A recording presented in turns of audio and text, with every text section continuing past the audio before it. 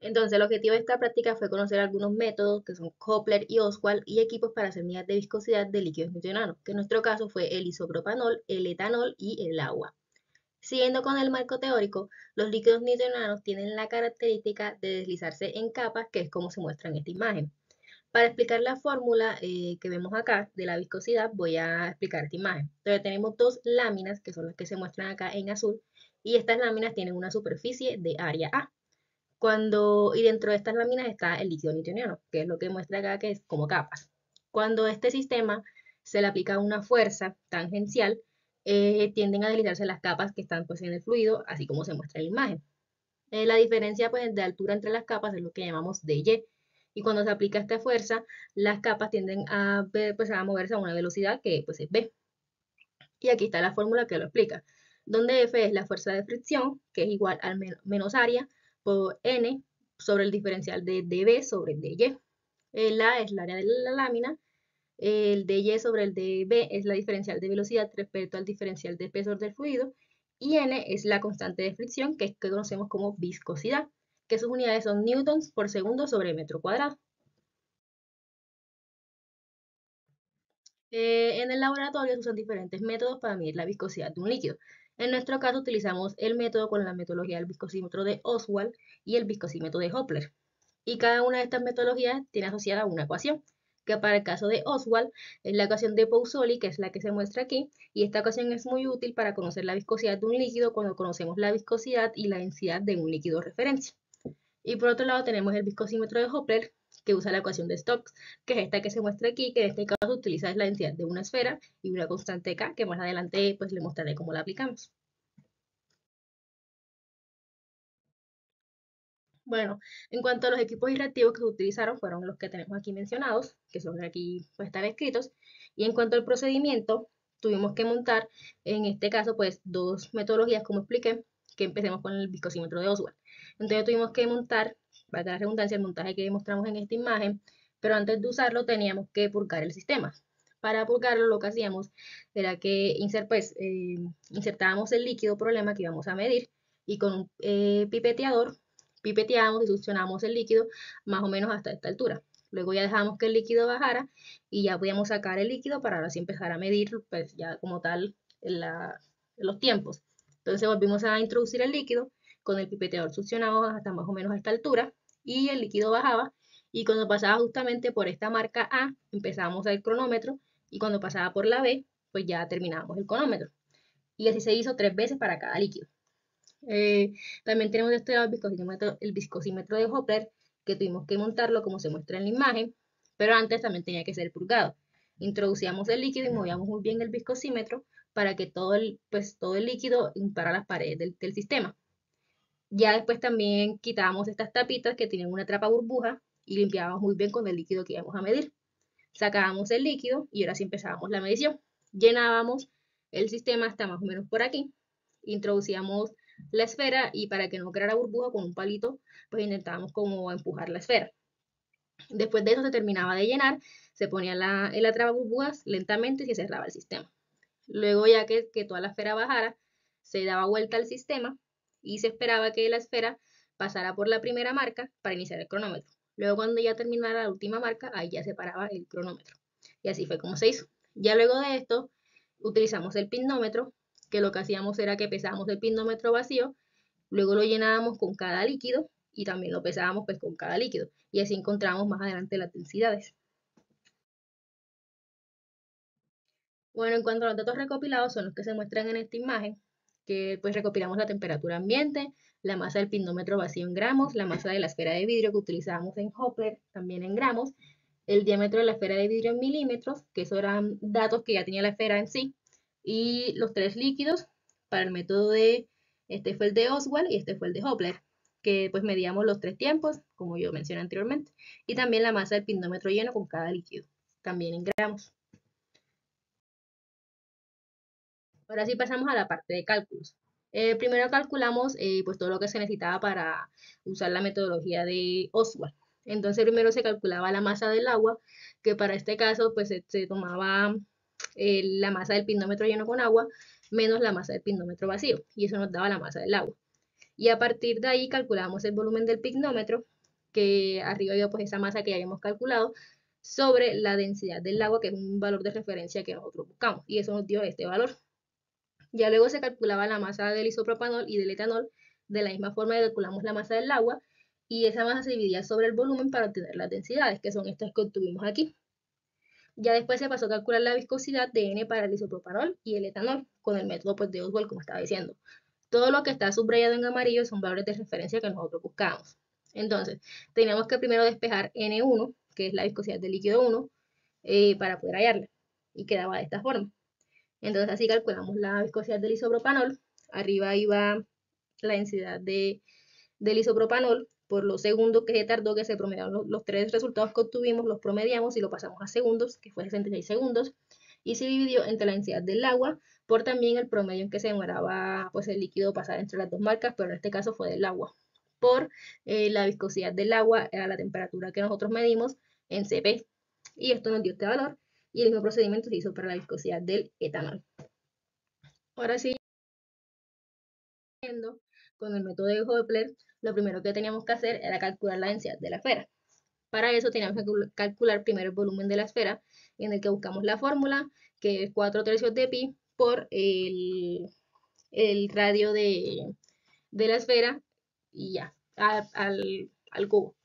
Entonces eso nos dio este valor, que lo pasamos a centímetros cúbicos. Después se calcula la densidad de la esfera, que como sabemos la densidad es igual a masa sobre volumen. Entonces la masa pues es la que estaba ya, el dato que ya tenemos recopilado sobre el volumen que calculamos en centímetros cúbicos. Y esto nos dio esta densidad de 2.223 gramos sobre centímetros cúbicos. El siguiente paso fue despejar la constante K de la ecuación de Stokes y tenemos que calcular su valor. Entonces simplemente utilizamos esta ecuación y despejamos K. Pues este es el CP del agua, pues la viscosidad del agua, la temperatura que necesitamos, los segundos del agua, menos la densidad de la esfera menos la densidad del agua. Y eso nos dio este K. Y ya después se aplicaba la ecuación para calcular la densidad tanto del etanol como del isopropanol y nos daba este valor. Eso es todo, muchas gracias.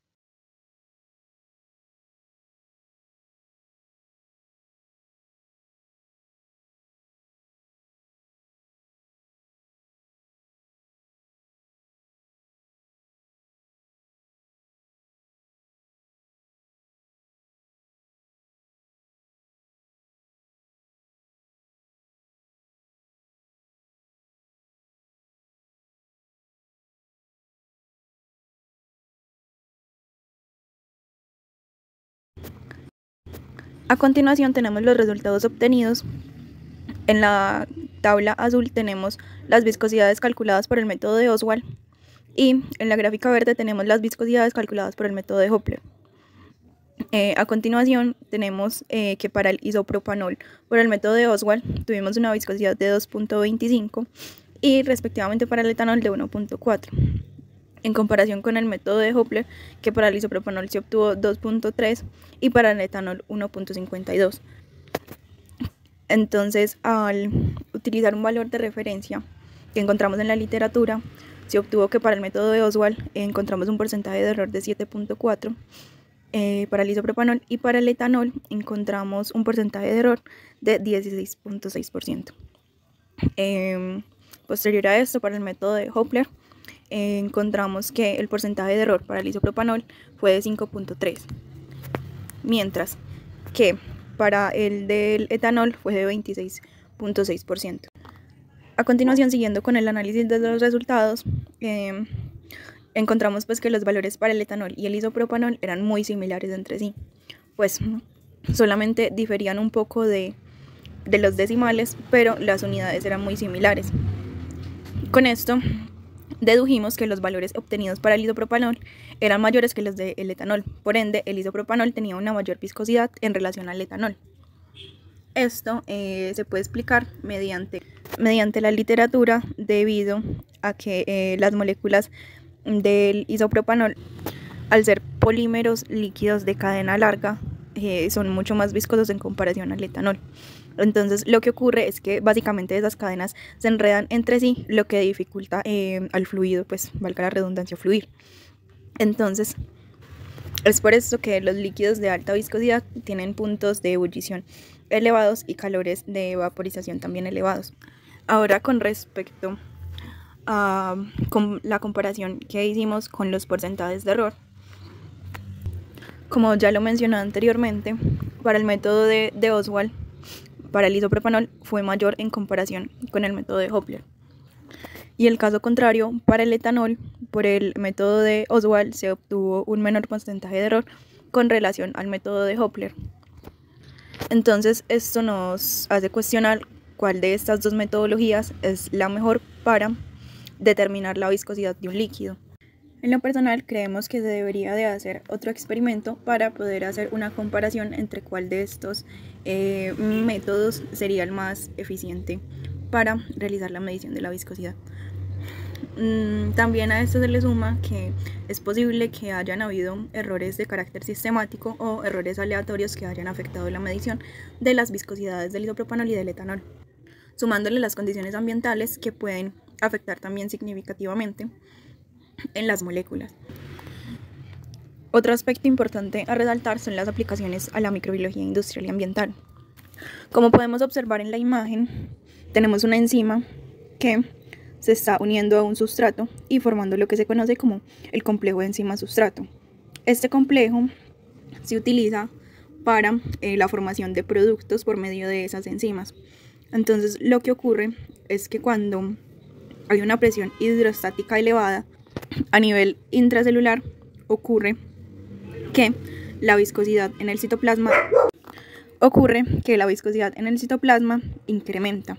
Entonces, como el fluido del citoplasma se vuelve mucho más viscoso, dificulta la unión de esas enzimas con sus sustratos. Entonces, esto afecta directamente esa producción de algunos metabolitos de interés. Entonces, es un factor que se tiene que tener a consideración cuando estemos haciendo alguna aplicación de carácter industrial para obtener un metabolito de interés. A su vez, también, al estar tan viscoso, este puede dificultar la división celular. Otra de las aplicaciones que fueron relevantes con relación a la aplicación de la microbiología es que la bacteria Escherichia coli, cuando realiza un movimiento colectivo, puede bajar la viscosidad del fluido. Entonces, por ejemplo, cuando el consorcio de bacterias son muy activas, la viscosidad podría incluso llegar a ser negativa. Entonces, esto significa que empujan consigo mismas el fluido. Entonces ocurre que ese empuje o ese arrastre hace que el fluido se mueva a diferentes velocidades. Entonces establecen lo que se llama un gradiente de velocidades. Entonces lo que ocurre es que el microorganismo altera esa dinámica de fluido mediante su movimiento de propulsión, debido a que, como se observa en la imagen, Escherichia tiene unos flagelos que hacen que se mueva libremente por el medio. Entonces es algo muy interesante porque, a pesar de que estos microorganismos son tan microscópicos, valga la redundancia, pueden generar en un fluido un cambio tan significativo como es generar ese gradiente de velocidades. Y finalmente tenemos las conclusiones, donde destacamos que la velocidad disminuye al aumentar la temperatura. Entonces, cuando aumenta la temperatura, incrementa a su vez la energía cinética, lo que permite que las fuerzas intermoleculares sean superadas. Otra de las conclusiones es que, debido a esa variabilidad en esos errores que obtuvimos durante la práctica, se sugiere realizar más experimentos para determinar cuál sería el más confiable según el líquido a analizar. Y por último, se confirmó que el isopropanol tiene una viscosidad mayor que el etanol, lo que indica que sus moléculas tienen mayor interacción intermolecular